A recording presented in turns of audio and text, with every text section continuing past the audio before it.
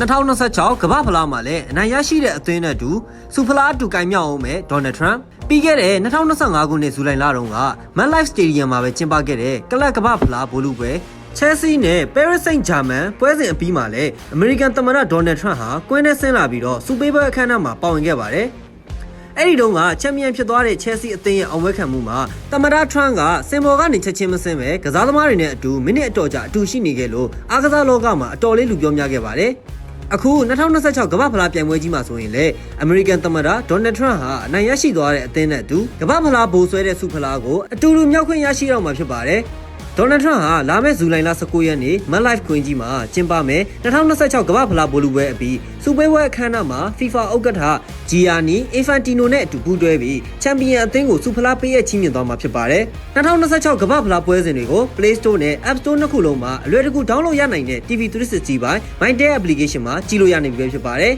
Star 360# ကို MyTel ဆင်ကတ်နဲ့ဖုန်းခေါ်ဆိုပြီးကြိုက်နေတဲ့ရ World Cup Package ကိုလည်းဘောလုံးချစ်ပရိသတ်တွေအတွက်ပြင်ဆင်ပေးရတာဖြစ်တာကြောင့် World Cup ပွဲစဉ်တွေကို TV360 ပိုင်း MyTel application နဲ့အတူရင်ခုန်လိုက်တော့နော်